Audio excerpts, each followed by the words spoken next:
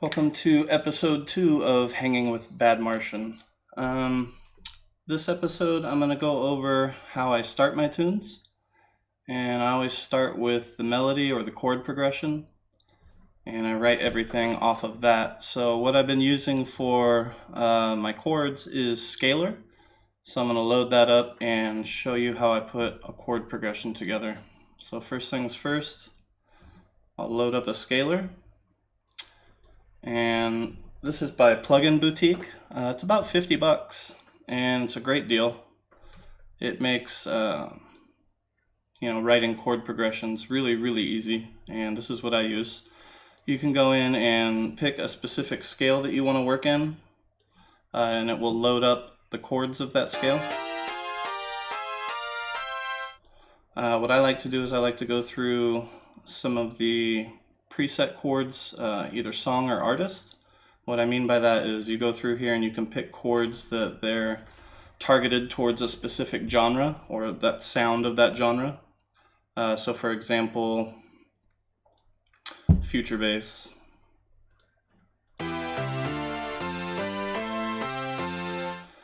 So when you find chords that you like, you kind of figure out a progression with them.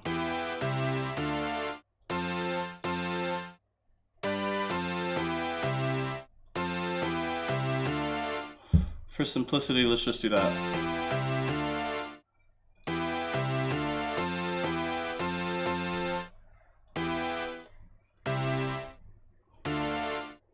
So I'm dragging them down here, but I'm not going to leave them there. I can play them here. I can mess around with them here if I want. But I would rather take the MIDI from them and load them up into Fruity Loops again, into FL Studio, and utilize the piano roll.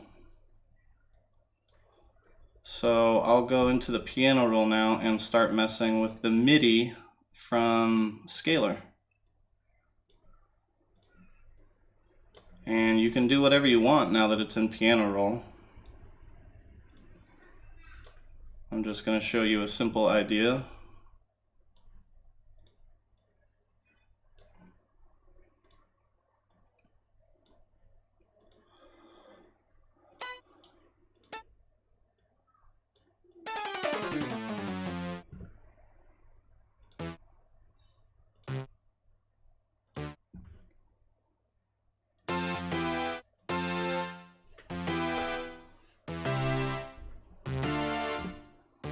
Alright, I don't like that in there.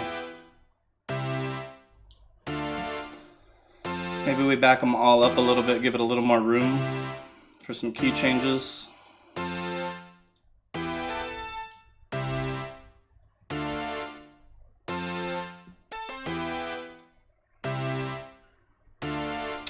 Go in there and do variations, make it a little more interesting.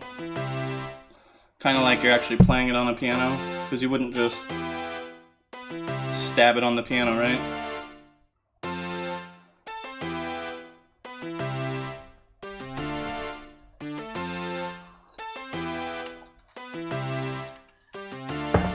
Alright, so for the sake of learning how to do it, I mean, obviously you can go in there and make a bunch of different variations, change up everything you want at that point, but for the sake of this tutorial, that's a chord progression we can work with.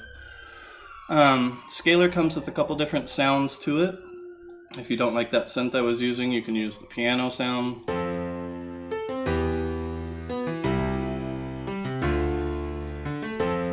I'm actually liking that. I'll probably use that. A little more muted synth.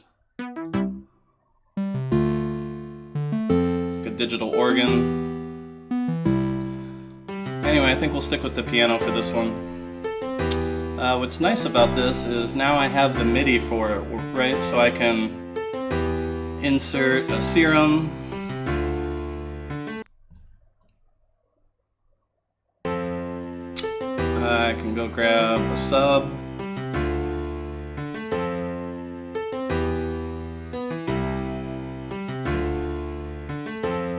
And I can take the bottom keys off of this chord progression.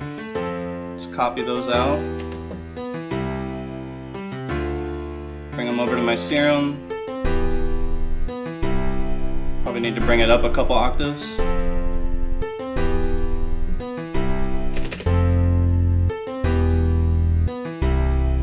Now I've got a bass line that follows the chord progression perfectly.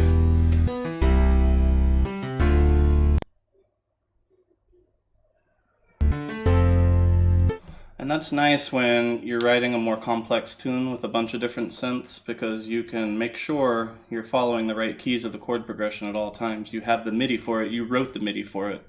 You're not using a sample where you have to guess what keys are part of that chord and how to change it and make a chord progression with it, since it's really only one sample. It's much nicer to write your own melody and have your own chord progression or the MIDI of it, so that you can do all the instruments of the tune within that chord progression, or within the keys of that chord progression. So that's kind of how we start it. From there, I'll usually take the scaler and copy it out to a serum and get something else going on with it too, like a synth. Let's just go with a saw. Good old saw. Saws always work for chords. For those of you who think, oh, you're just scrolling through a bunch of presets, well, those presets, those are one key. Obviously, I encourage you to go in there and make some changes, but when you're taking a preset and you're hitting multiple keys at the same time, you're not really just using that preset anymore. You're using it more like a sound that would be on a keyboard prior to you playing it. When you're selecting a sound on the sound bank and then you're playing in that sound. That's more what you're doing here with the presets. The presets are starting points. And as long as you're using it in a chord and you're not just hitting the preset, I think you're going to be okay. Plus, you're going to have to make some changes to it, some EQing, distortion, reverb, whatever you need to get it to fit within the space of your tune properly. So you're never going to leave it the same as just that preset that you're using, so don't worry about that.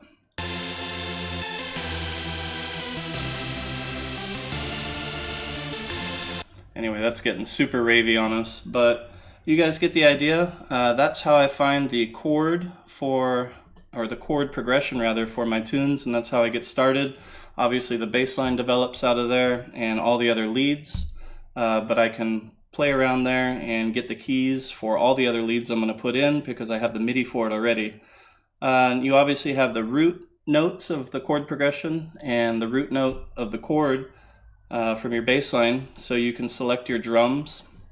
For example, this one is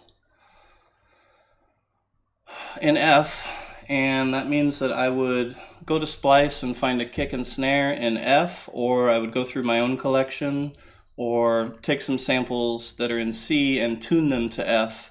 But either way, you're going to want to tune your drums too. We'll go over that in a different video, but this is how I start my tunes. I get a melody, I get a chord progression, and then I'm off and running. The next thing I'll write will typically be the drums, and we'll do that in the next video.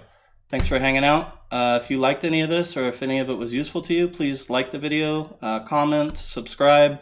I'm going to try and do these more often, but only if you guys are digging them. All right. Thank you.